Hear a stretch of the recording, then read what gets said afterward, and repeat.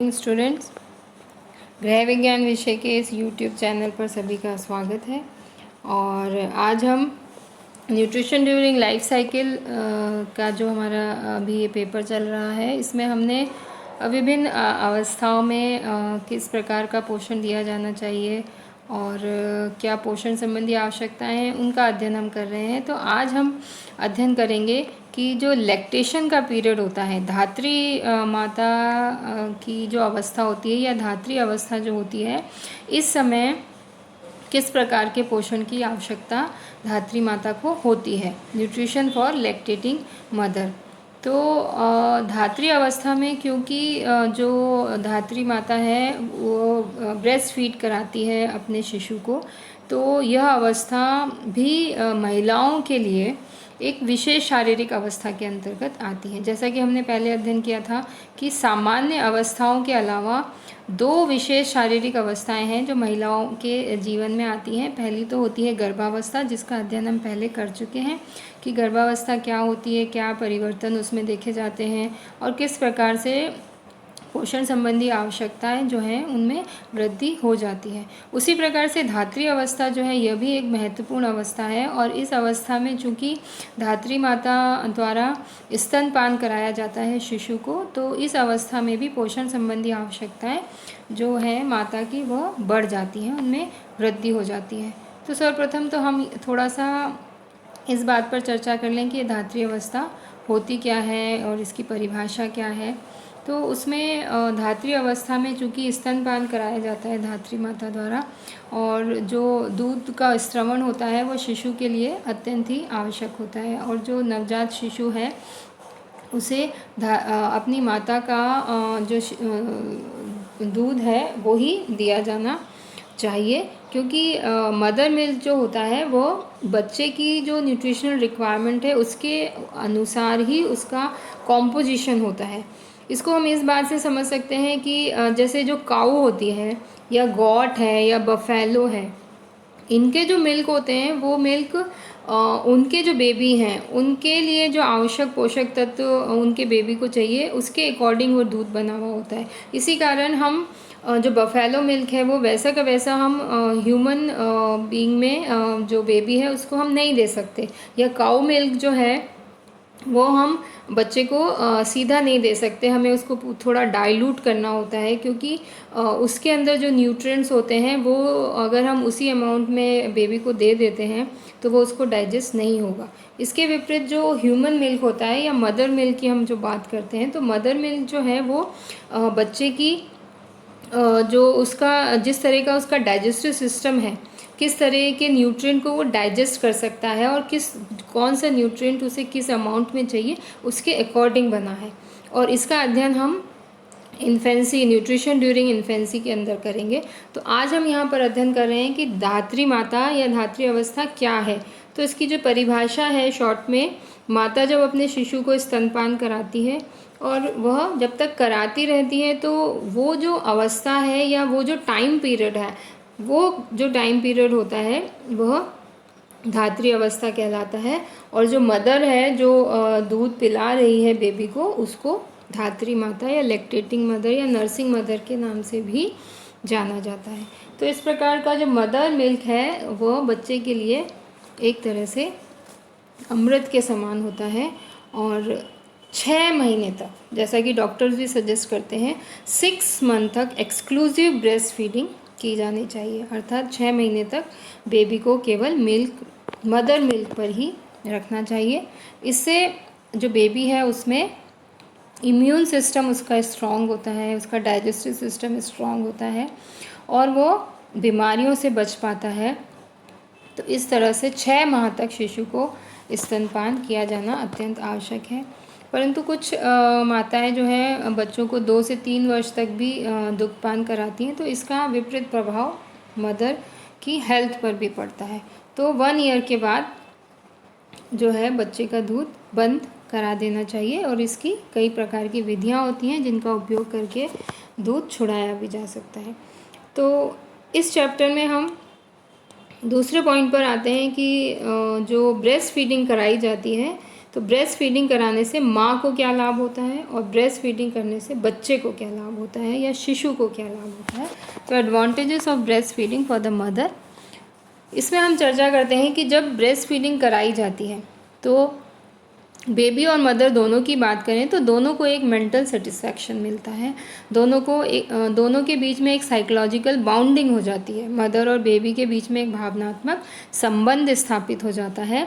और जब मदर अपने शिशु को गोद में लेकर स्तनपान कराती है तो दोनों के बीच में बहुत अधिक अफेक्शन होता है, बहुत अधिक साइकोलॉजिकल अटैचमेंट होता है, प्यार उनमें बढ़ जाता है, जो कि मदर और बेबी के बीच में होना अत्यंत ही आवश्यक होता है। इसी के साथ अगर रेगुलर ब्रेस्ट फीडिंग कराई जाती है तो जो मदर्स होती हैं उनमें ये जो ब्रेस्ट फीडिंग का प्रोसेस है, जिसे हम यूँ कहें कि अगर 6 महीने तक एक्सक्लूसिव ब्रेस्ट फीडिंग कराई गई है तो ये एक तरह का नेचुरल कॉन्ट्रासेप्शन की तरह काम करता है या प्राकृतिक गर्भ निरोधक की विधि की तरह काम करता है। और इस टाइम पर जो मदर है, लैक्टेटिंग मदर है, उनमें जो मेंसेस हैं, पीरियड्स हैं, वो स्टार्ट नहीं होते हैं। तो इस प्रकार से यह एक नेचुरल गर्भ निरोधक की तरह कार्य करता है और वह तुरंत गर्भवती भी नहीं होती है। इसके पश्चात यदि ब्रेस्ट फीडिंग बराबर कराई जाती है तो जो गर्भावस्था के टाइम पे और लैक्टेशन के टाइम पे जो मदर्स हैं उनके ब्रेस्ट का जो साइज़ है वो इंक्रीज़ हो जाता है। तो अगर कंटिन्यू ब्रेस्ट फीडिंग कराई गई है तो इसकी वजह से जो ब्रेस्ट का साइज़ है वह भी अपनी नॉर्मल स्थिति में आने लग जाता है। और साथ ही साथ गर्भावस्था में जैसा कि 9 माह कंप्लीट होने पर गर्भवती माता के यूट्रस का जो साइज़ है वो भी इंक्रीज़ हो जाता है। तो कंटिन्यू अगर ब्रेस्ट फीडिंग कराई जाती है तो जो यूट्रस का साइज़ है वो उसमें यूट्रस की जो मसल्स हैं उनमें कॉन्ट्रैक्शन होता है और जिससे जो यूट्रस है वो अपने जो उसका पहले का जो शेप था उसको वो प्राप्त करने लग जाता है।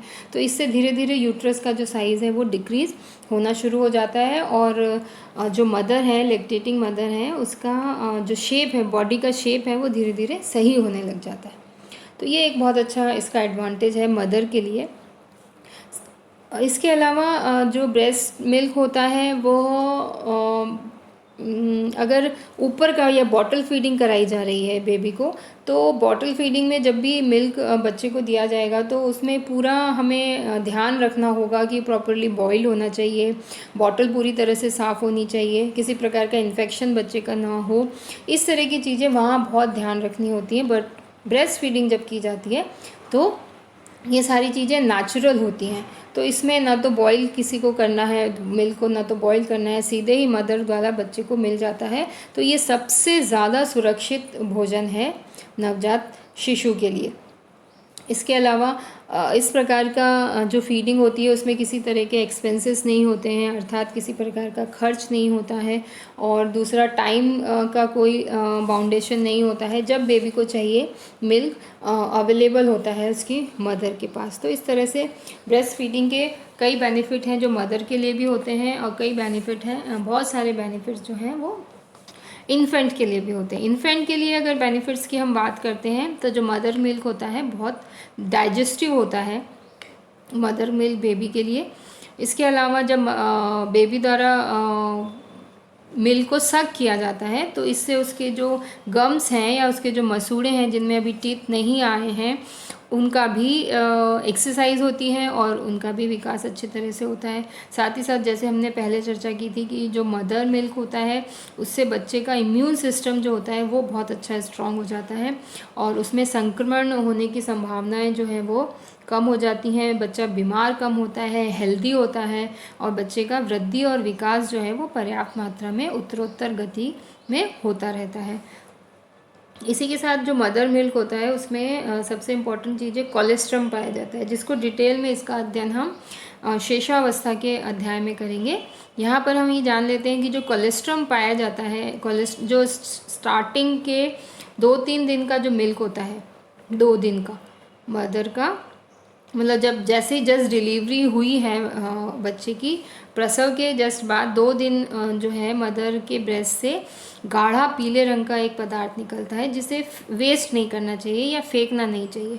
जो लोग समझते नहीं हैं, ग्रामीण इलाके के व्यक्ति हैं जिन्हें डॉक्टर द्वारा सलाह नहीं मिल पाती है, उनके द्वारा इस मिल्क को डिस्कार्ड कर दिया जाता है, फेंक दिया जाता है। बल्कि यह जो मिल्क होता है ये बच्चे के लिए बहुत ही इम्पॉर्टेंट होता है, और ये तुरंत यह जो गाढ़ा मिल्क है ये बच्चे को दिया जाना चाहिए, क्योंकि इसमें सभी पोषक तत्व, वसा, प्रोटीन, कार्बोहाइड्रेट, खनिज, लवण उचित अनुपात में होते हैं। और कोलेस्ट्रॉल जो होता है वो शिशु के पोषण के लिए अत्यंत आवश्यक होता है। सभी पौष्टिक तत्व इसके अंदर हैं वो उसके वृद्धि और विकास में सहायक होते हैं। और साथ ही साथ ये वाला जो कोलेस्ट्रॉल 2 दिन का जो दूध होता है इसके अंदर कई इम्यूनिटी पावर बढ़ाने वाले इसके अंदर सब्सटेंसेस पाए जाते हैं, जिससे बच्चे का इम्यून सिस्टम जो है वो स्ट्रॉन्ग होता है। इसी के साथ जब मदर मिल्क लिया जाता है तो बच्चा जो है वो हेल्दी होगा। और स्तनपान कराने से जो डाइजेस्टिव सिस्टम में जो अच्छे वाले गुड बैक्टीरिया हैं, वो गुड बैक्टीरिया का डेवलपमेंट भी बच्चे के इंटेस्टाइन में या डाइजेस्टिव सिस्टम में होने लग जाता है, जिसकी वजह से पाचन और अवशोषण की प्रक्रियाएं उचित प्रकार से चलने लग जाती हैं। और इसी के साथ ये जो मिल्क है वो एवरी टाइम अवेलेबल होता है बच्चे के लिए, जैसे उसको आवश्यकता होती है वैसे उसको मिल जाता है।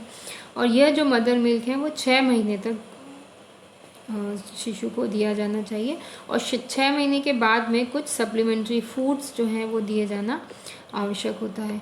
तो इस प्रकार दोनों के लिए ही ब्रेस्ट फीडिंग एडवांटेजियस है, मदर के लिए और इन्फेंट के लिए। अगले अध्याय में हम अध्ययन करेंगे कि जो लैक्टेटिंग मदर है उसके लिए जो ICMR द्वारा जो डाइटरी अलाउंसेस बताए गए हैं, पोषक तत्वों की दैनिक प्रस्तावित मात्राएं क्या बताई गई हैं, किस प्रकार से इन मात्राओं का निर्धारण किया गया है, इन सब पर चर्चा हम अगले अध्याय में करेंगे। धन्यवाद।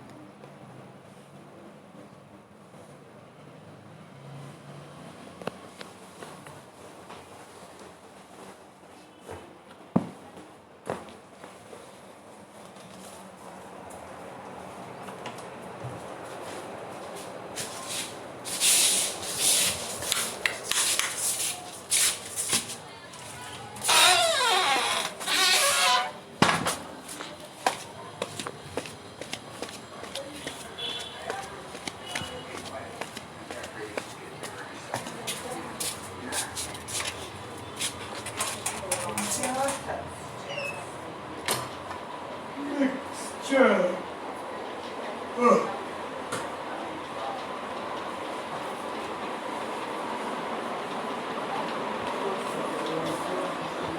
मम्मा आप ऐसे भी टेस्ट लाके दोगी? नहीं